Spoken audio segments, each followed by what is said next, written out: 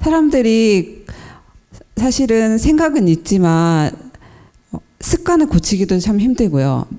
생각을 고치는 것도 더더욱 힘들거든요. 그러니까 이 종교 생활을 한다는 것은 일상의 생활에 좀 이렇게 정화를 하고 다시 이제 영성을 기르고 생활의 개선을 위해서 하잖아요. 근데 그 종교 생활을 하는 가장 중요한 이제 법회가 중심을 이루는데, 과연 우리 온불교 법회는 그런 개인의 진급을 위해서 적당한가? 지금 법회가 그냥 법회도 법회마저 일상에 젖어 있는 건 아닐까라는 생각이 들거든요. 특히 이제 교구장님께서는 설교 또 법회 문화를 굉장히 중요하게 생각을 하시는데, 이런 부분들 먼저 우리가 좀 앞장서서 개선해 가야 될 것 같은 생각이 들거든요. 네.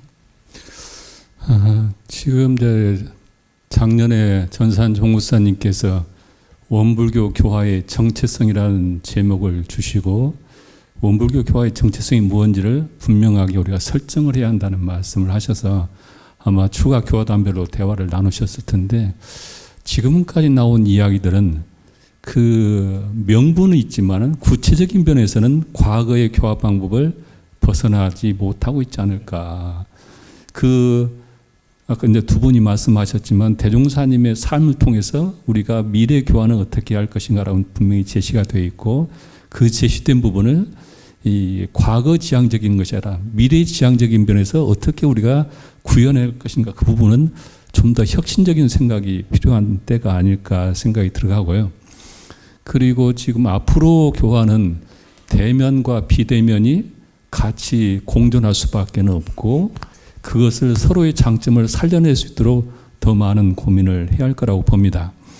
그리고 이제 현재의 법회 식순도 과연 교당에 참여, 법회에 참석하는 모든 교도님들이 그 법회를 통해서 은혜로움을 느끼고 있는가라는 부분에서 이제 교무 입장이 아니라 법회에 참석해 있는 교도님들의 입장에서 한번 되돌아보고 우리가 고민을 해야 할 부분이 있다고 보고, 그 다음에 이제 온라인 같은 경우는 현재 법회 식순 가지고는 경쟁력이 없다고 봅니다. 그래서 온라인에 맞는 법회 식순도 새로 개발이 돼야 하고, 지금 그 다양한 교화 콘텐츠를 지금 요구하고 있는데, 온라인성에는 이제 그 콘텐츠가 없으면 경쟁력이 없으니까요. 다양한 것을 지금 서울 교구에서는 이제 고민을 하고 있는 걸로 알고 있습니다. 그리고 이제 그 원불교가 가지고 있는 원불교만의 강점이 뭘까를 생각을 해보면은, 아까 우리 이제 일사님도 얘기를 하셨는데, 탈종교 시대에 가장 경쟁력 있는 교법 체계를 가지고 있는 것이 저는 원불교다, 그런 확신을 가지고 있습니다. 시대가 흘러갈수록 탈종교 시대가 심화될수록 원불교가 더 경쟁력 있는 교리를 가지고 있다는 종교로 증명이 될 거다.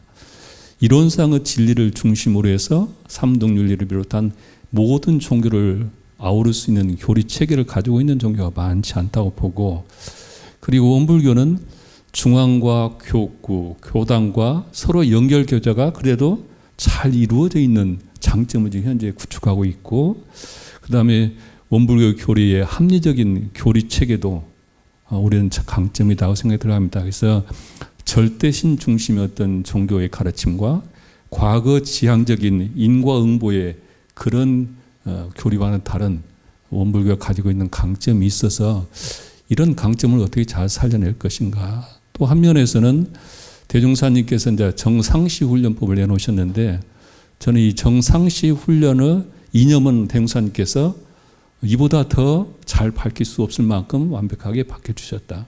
이것을 현실 속에서 구현을 해서 정상시 훈련을 두셨던 이 의의를 살려낸다면 미래 사회에 굉장히 경쟁력 있는 종교가 되지 않을까, 저는 그런 생각을 가지고 있습니다. 네, 교부분 훌륭한데 이제 그거 방법을 구체적으로 모색을 하고 실현하는데 이제 답이 있는 것 같아요. 네, 혹시 관사님께서 훈련을 덧붙이시죠. 말씀을 네. 하셨으니까 이제 네.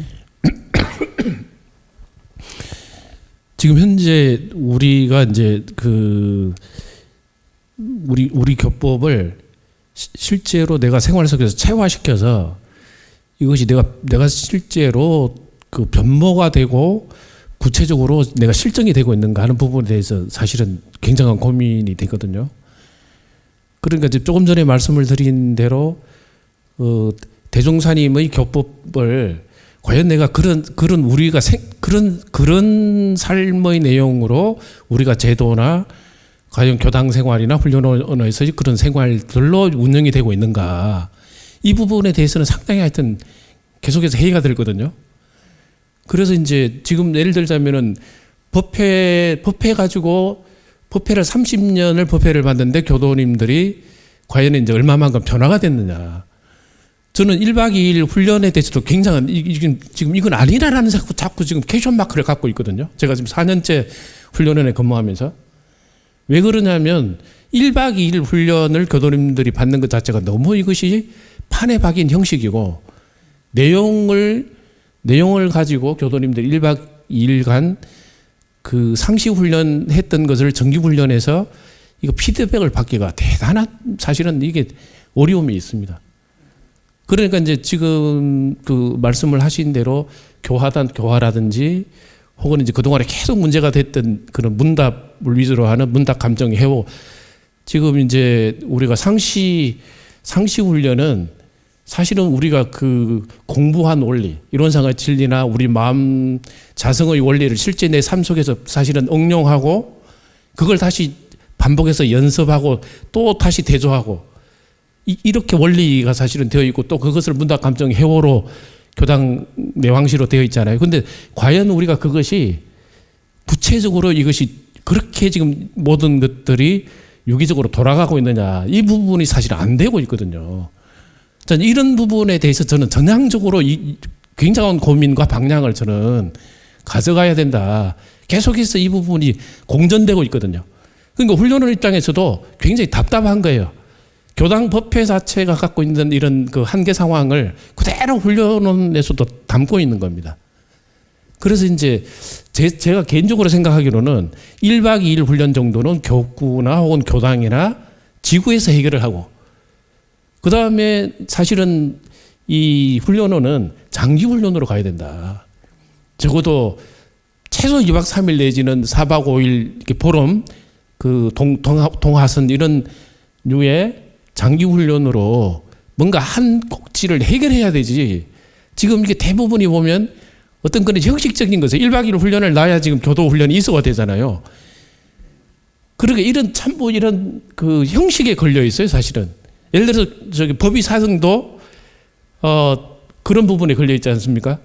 지금 법의 사정하는 데 있어서 훈련을 이수했느냐 안 했느냐, 이게 굉장한 또 그 관건이 되거든요. 근데 그런 것이 저는 형식이다.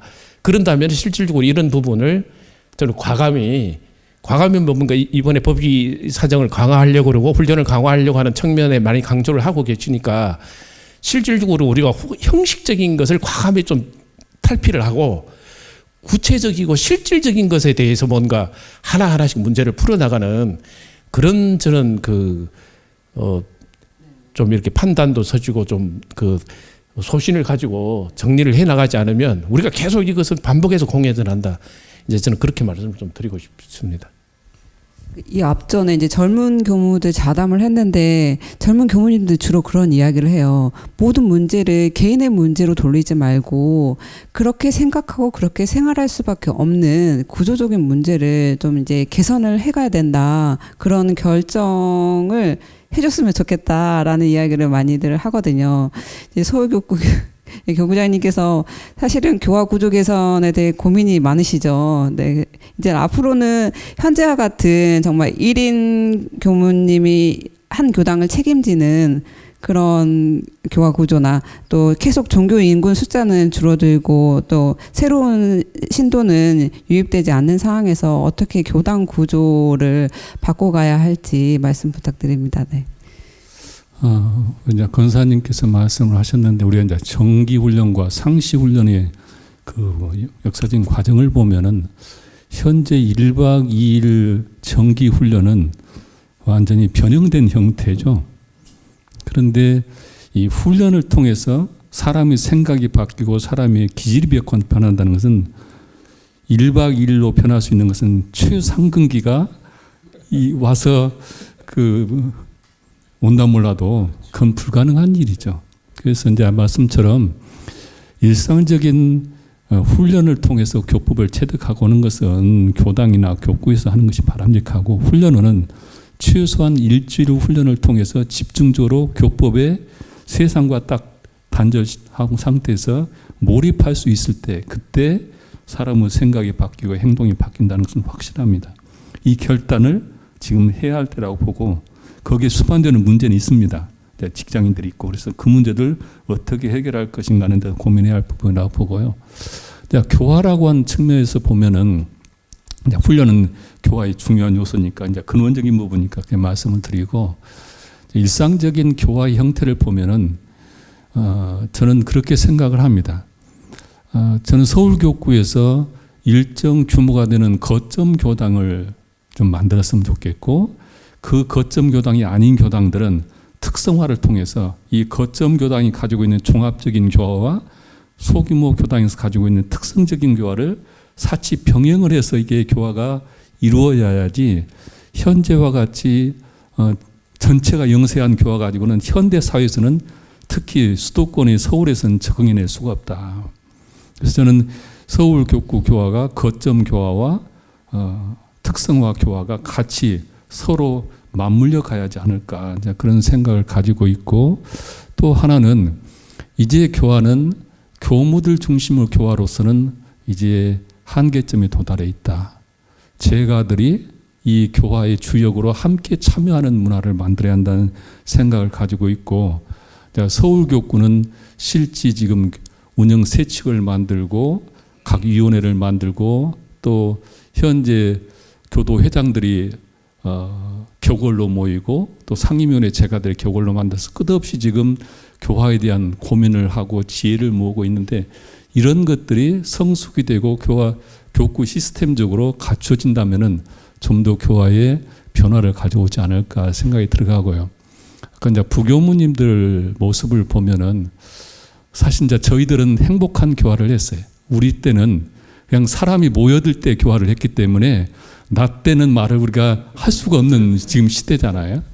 그래서 지금 서울교구에서는 각 교당에 청소년들이 한두 명이 있는데 거기에 쏟는 에너지가 너무 많고, 거기에 쏟는 에너지에 비해서 성과가 없으니까 부직자들이 의욕을 찾고 잃어가고 있잖아요.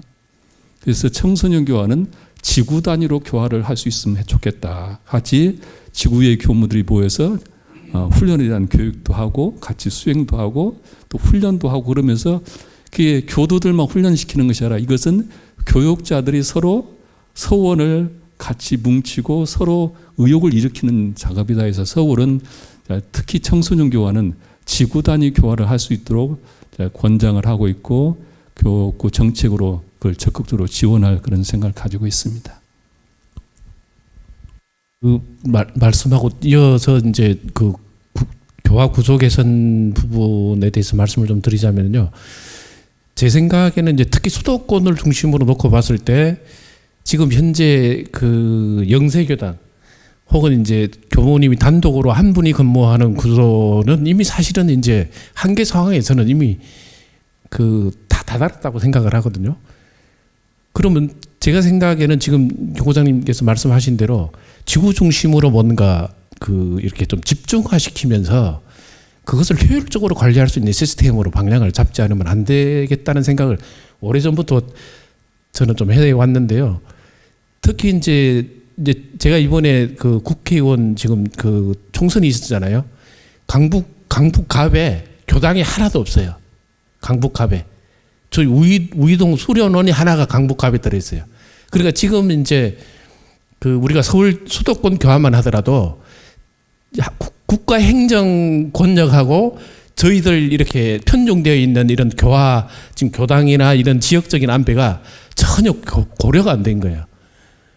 그래서 제가 이제 해당되는 국회의원을 찾아가서 이렇게 인사를 하고 뭐 이야기를 나누는 중에 교당이 어디 있느냐 물어보는데 없어요. 강북갑에.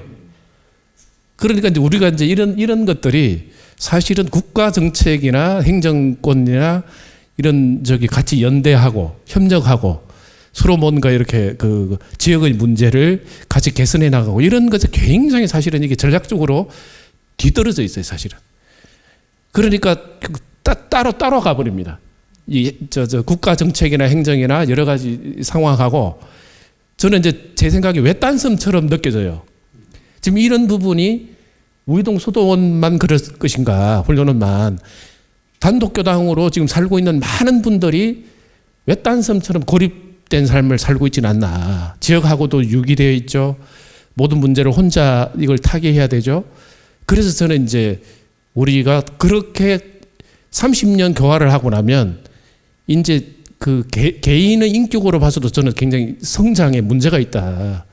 그러면 저희들은 이 지구 중심으로 하는 이런 공동 교화, 전에도 그런 문제가 여러 가지 나오고 했지만 그게 실현이 못 됐잖아요. 부안, 제주 정도 이렇게 하다가 말아버렸는데 저는 과감히 이런 그 지구 중심 교화 체제를 가지면서 인사권이나 거기서 여러 가지 사업도 저는 이렇게 해야 된다고 봐요. 지구에서.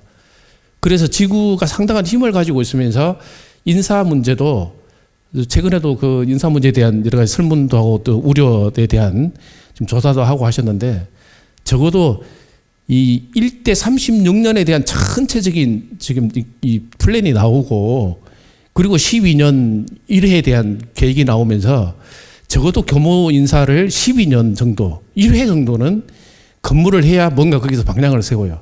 지금 3년 단위로 교섭원이 바뀌어버리잖아요. 근데 이 문제는 계속해서 지금 교모님들이 다 같이 지적을 하고 있는 문제거든요. 그러니까 항상 문제만 지적이 되고 어떤 문제인가에 대한 부분만 올라오고 개선은 안 돼. 이게 지금 제가 생각에 몇십 년간 우리가 이걸 반복하지 않았나.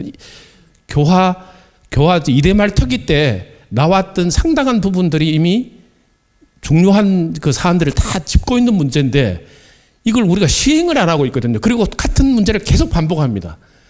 그러니까 이제 이런 부분에 대해서 우리가 어떻게 이거를 그 방향을 잡을 것이냐 하는 부분이 굉장히 저는 이제 우리가 지금 같이 심각하게 고민해야 될 문제라 생각을 하고요. 단적으로 지구 교당을 그 섹터로 이렇게 중심권을 가지면 거기에 청소년 교화나 복지관이나 여러 가지 그 산하기관들을 지구장의 통솔 안에 둬야 돼요, 사실은. 교화 체제를 중심으로 세우려고 그러면. 지금은 우리가 전부 나눠져 있습니다. 예, 삼동법인 나눠져 있죠. 복지법인 뭐 다 이렇게 나눠져 있잖아요.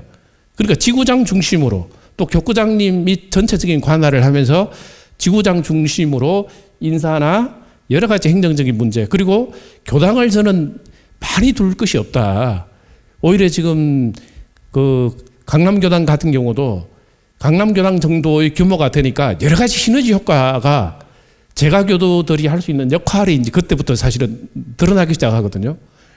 그러니까 지구교당은 그 어떤 중심부에 지역의 중심 역할을 센터 역할을 하게 하고 여타의 여러 장소들은 저는 문화원이나 선방이나 혹은 이렇게 동아리 모임처럼 해서 재가들을 그 원무 교도들을 길러내서 거기 책임자로 각 아파트촌이나 지역에 작은 공간들을 만들어서 선방이나 마음 공부방을 열어서 원불교를 굳이 종교 색태를 띠지 않더라도 지구 중심으로 가지고 재가들이 훈련하고 공부할 수 있는 지역 요소들을 좀 만들고 이런 체제를 가진 다음에 그리고 지구교당에 교무님들이 같이 공동생활을 하고 공부하고 업무를 분담하고 이런 교화의 체제도 한번 고민을 하면 어떨까. 이거는 저는 이제 오래전부터 사실은 제가 고민을 했던 문제고요. 그래서 앞으로 이런 이제 여러 가지 그 교화 구조에 대한 부분을 저는 그러면 이제 원신의 문제도 사실은 원신에도 제가 보기에는 외딴섬이에요, 사실은. 예. 저는 그렇게 자꾸 생각이 되거든요. 한 번씩 제가 원신 낼 생각이 되거든요. 아, 그럴 것이다, 힘들 것이다. 저도 이제 그런 경험을 했으니까, 법인을 만드는 과정에. 그러니까 이게 개인의 일이 돼버려요. 그리고 저 관심이 없어요, 사실은. 다들 바쁘고 힘들기 때문에 상황이. 그런데 지구 상황에 두면 지구에서는 어쨌든 관할이 되거든요. 그러면 그 모든 것이 업무가 보고되고 체계가 이렇게 그 통일이 되면서 또 각자 하고 있는 역할들은 이렇게 또 보장이 되고 이렇게 보살펴주고 관심을 가져주고 이런 것들이 유기적으로 갈 수 있죠. 지금은 대단히 저는 원불교가 공화주의적인 그걸 띠면서도 굉장히 개별화되어 있고 분산되어 있다. 이게 통합이 안 되어 있다. 이게 굉장한 문제라고. 이 중국하고 똑같아요. 중국이 표방은 공산주의인데 내부적으로는 전부 다 자본주의잖아요. 개별화되어 있잖아요. 여기가 중국의 딜레마입니다. 저는 그 모습이 우리 교단의 모습하고 상당히 저는 비슷하다. 내용은 공화주의예요. 예, 그리고 공적인 개념을 이야기를 하는데 실제 생활은 전부 개별화되어 있습니다. 그래서 이런 부분에 대한 생각이나 고민을 하여튼 간에 같이 저는 해야 되지 않을까 이제 생각을 하면서 이제 그런 사실은 격구가 역할도 한계가 있어요. 예를 들자면요. 전북격구가 교무님들이 전북격구 교회를 하면 200명이 모입니다. 소총부예요. 안 와도 누가 안 오는지를 잘 모릅니다. 왜 안 왔느냐도 체크가 안 됩니다. 그러면 이거는 사실은 통제가 안 되거든요. 행정력 못 미치거든요. 그러니까 저는 지구 중심 체제로 더 이제 이게 특히 이 코로나 사태는 중간 과정이 없어져 버립니다. 바로 이게 이제 영상, 화상 이제 이런 문화가 되면요. 바로 그냥 그 개별적인 문제가 바로 직속되고 그런 중간 관리 조직이 무너져 버립니다. 이게 지금까지 안 하려고는 밑에 과정을 수합을 해서 다시 이렇게 그 횡적인 지금 조직 구조잖아요. 자, 이게 디지털 문화, 이 화상 시대는 바로 자기의 문제를 바로 해결하는 문제로 안 가면 이제 전혀 지금 이게 안 되거든요. 그리고 지금 국가에서 지금 한국이 이게 그 코로나 문제 선제적으로 잘할 수 있는 모범 국가가 된 것도 사실은 상시응용주의상 잘한 거 아닙니까? 미리 준비하고 대비했고 지자보리해서 전문가에게 책임을 맡기고 이런 사실은 우리 원불교 교법의 정신을 그대로 지금 정부가 잘 저는 했다라고 저는 오히려 평가를 그렇게 하고 싶거든요. 그런데 이런 부분이 우리 교단의 저는 지도부나 행정에도 저는 그대로 미쳐지고 그것이 정말 소통이 되고 서로 윤기가 끝내지 않으면 지금 교무님들은 굉장히 피로감에 젖어 있거든요. 예, 그거는 사실은 다 지금 그 현상입니다. 엄청난 피로감에 지금 있고 지금 다들 각자 어떻게 보면 각자 도생하고 있는 상황이어서 저는 사실은 굉장히 저는 심각하게 받아들이고 있어요. 저는.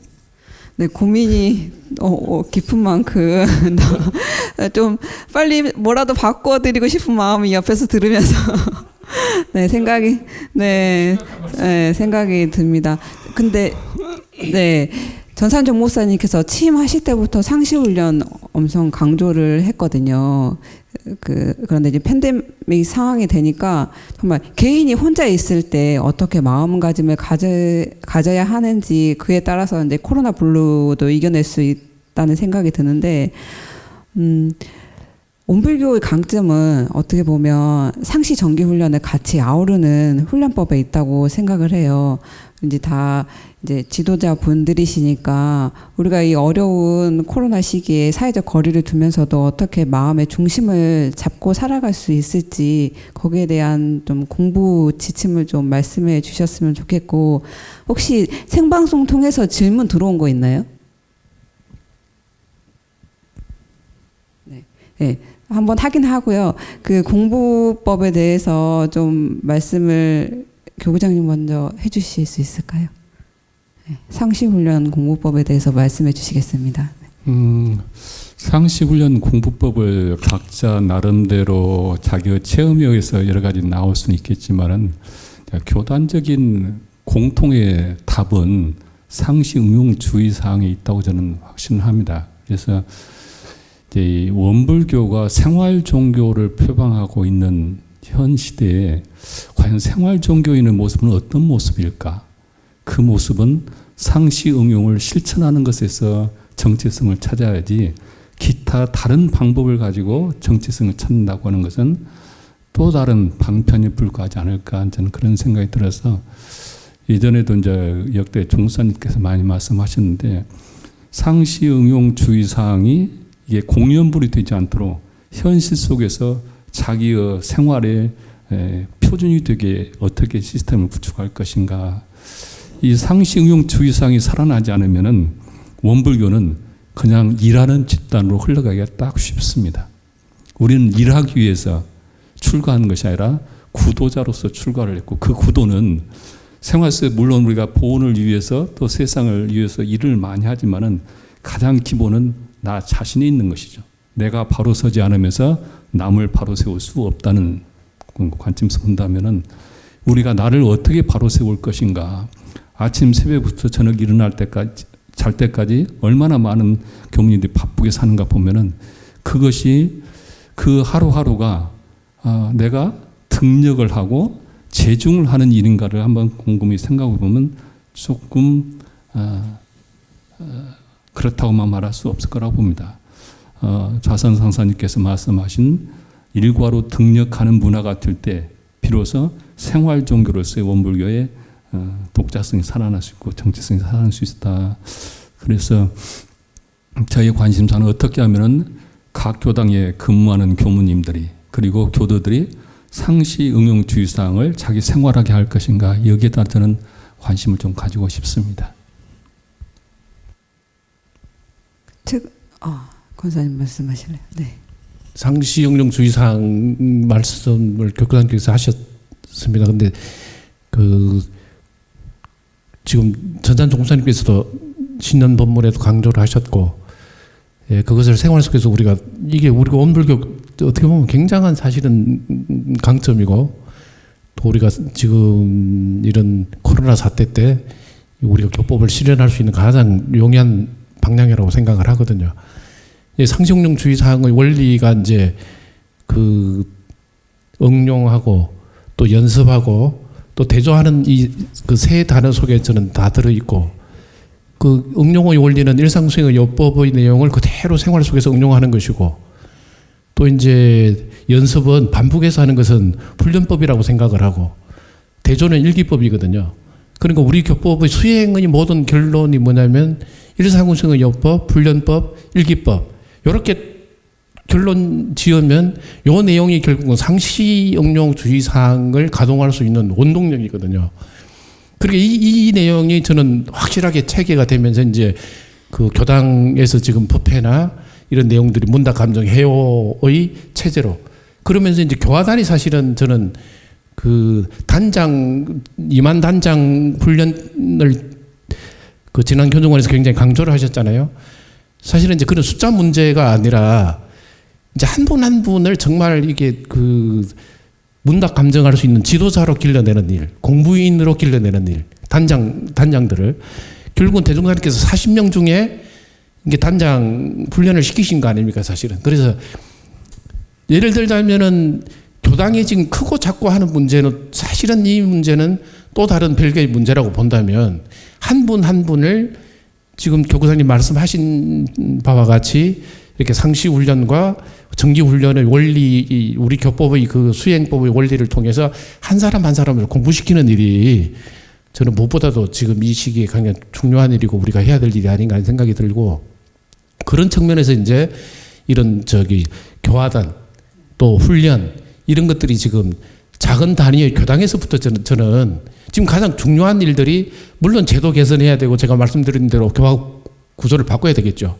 그러나 사실은 이제 더 중요한 문제는 그 구조는 시간이 가고 또 상황이 바뀌면 또 바뀌어야 될 문제겠죠. 그러나 정작 정말 중요한 부분은 이제 우리가 한 사람 한 사람, 교도가 한 명 나오더라도 우리가 그 내용을 가지고 어떻게 이걸 구현할 것이냐 하는 부분을 같이 공부하고 하면 좋지 않을까. 이제 예를 들자면은 저는 그냥 지금 훈련 없잖아요. 예, 다 이렇게 하고 그래서 그냥 매일 저희들은 정전 가지고 그냥 교무 세 사람이 아침마다 공부하고 그거를 다시 또 정리해서 봉도소리는 저 밴드에 올리도록 자꾸 이렇게 사실은 그 공부하니까 우선은 저희들 마음이 살아나거든요. 공부로. 교구단께서 지금 강조하신 것도 그 말씀이라 저는 생각을 해요. 같이 작은 숫자지만 공부를 통해서 자기 마음 대조를 하고 다시 이렇게 자기를 되돌아보면서, 그러니까 이게 달라지거든요. 아무래도 같은 일이라도.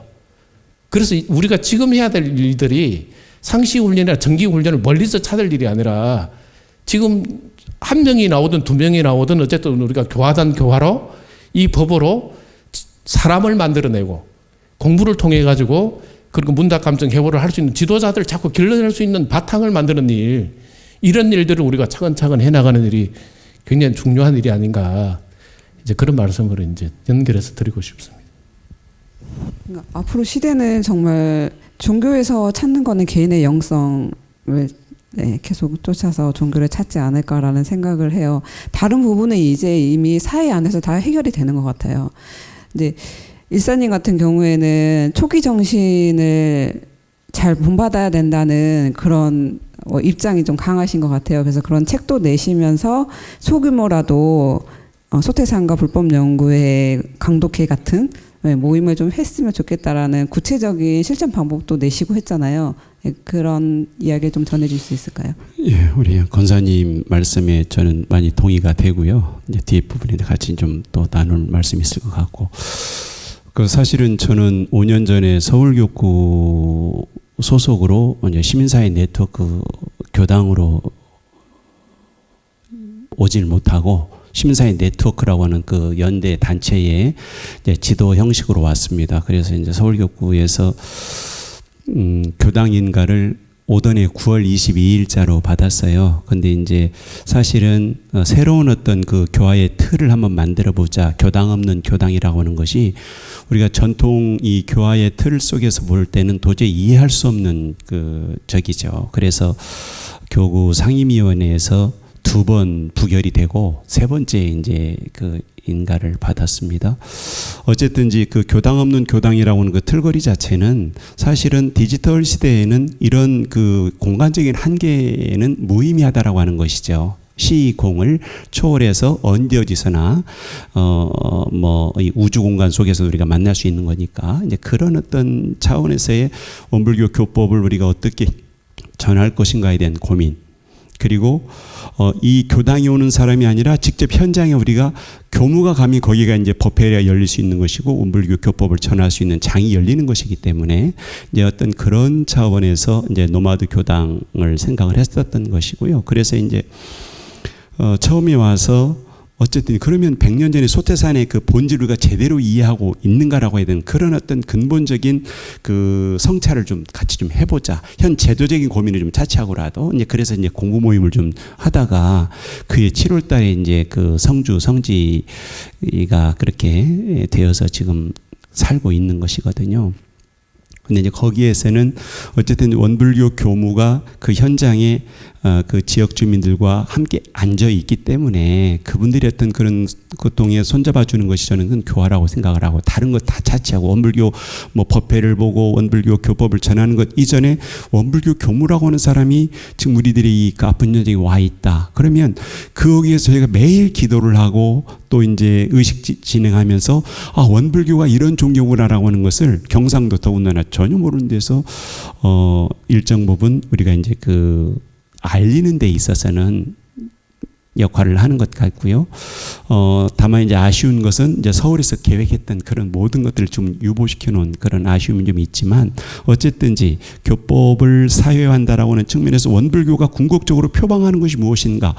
광대무량한 낙원세계로 인도하고자 하신 그 본인은 진리교통교 신앙 사실축도의 훈련이라고 그랬어요. 상시훈련도 있고 우리가 이제 이 교법에 대한 내용을 담아서 그것을 통해서 이렇게 체화시켜 나가는 것이 교화라고 볼 때에 우리 교무가 그것을 어떻게 전문인으로서의 어떤 나의 모습이 그렇게 체화되어 있는가라고 하는 것이 사실은 또 관건인 것 같아요.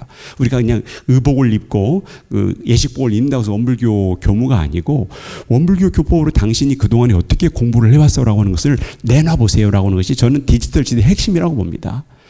기존의 아날로그 시대에는 의식복을 보면 우리가 합장하고 교무로서 대접을 받았습니다. 지금은 정확하게 실력이 드러나는 시대입니다. 이제 그런 면에서 저는 이제 이 공부의 실력이 개량화되고 계측화되는 시대다. 이거 숨길 수도 없는 것이다. 이제 그런 면에서 봤을 때 우리가 얼마만큼 이 그 체화된 실력을 갖추는 거가 핵심인 것 같고요. 현장에서 더더욱 느끼는 것입니다. 이제 그런 모습을 가지고 그 현장에 좀 함께하는 우리 원불교가 되었으면 좋겠다. 원불교라고는 이 그 교당이라고는 그 공간적인 한계의 테두리를 두지 말고 그 교법이 외연으로 확장되는 것은 이제 그 회복이라고 개인의 회복이지만 이 사회에 있어서는 정의로운 그 모습으로 나투어져야 된다. 그 나투어지는 모습에 우리 원불교가 외면하지 않고 소홀하지 않았으면 좋겠다라고 하는 것이 이제 그 한 틀이 이제 우리가 이제 시초는 이제 시민사회 네트워크라고 하는 어떤 그 각 NGO 단체들이 연대체를 통해서 우리가 하나의 이제 그 장을 만들어가는 것이고 이것이 좀 더 이렇게 확대가 되어지면 우리 이제 교구 차원에서 예를 들면 천주교 같은 경우는 교구 산하에 서울대교구를 보니까 14개 정도의 위원회가 있어요. 그래서 이제 노동사목위원회 아니면 이주민사목위원회 그래서 그 사목위원회에 그 신부님들이 배속이 돼서 그 현장에 갑니다. 그래서 저는 깜짝 놀란 게 서울대교구 신부님이 한 1000명 돼요. 1000명 되는데 1년 예산이 900억이더라고요. 근데 900억 가운데 사회사목국에서 쓰는 예산이 240억입니다. 그래서 깜짝 놀랐어요. 이제 그래서 우리는 우리 원불교 규모에 맞게 하되 이런 어떤 그 울타리에 좀 너무 우리가 갇혀 있지 않고 좀 더 그 문을 열고 그 이 사회에 또 현장에 함께하는 원불교가 앞으로의 그 미래의 어떤 교화의 큰 어떤 방향이 되지 않을까. 우리가 그런 길을 가보질 않았기 때문에 굉장히 두려움도 있고 또 염려하는 부도 분명히 있습니다. 그렇지만 우리 교무라고 하는 이 기본적인 그 양식과 또는 그 소양을 믿고 이렇게 함께하는 길이 되어졌으면 좋겠다는 것이 좀 바람이고 또 가장 또는 현재 그 교화의 어떤 큰 급선무가 아닐까 하는 생각을 해봅니다. 몇 명 접속돼 있는지 모르겠지만 함께 해주신 분들에게 너무 감사드리고 조금 더 이제 두세 질문 더 있는데 빠르게 좀 진행을 좀 하다 보면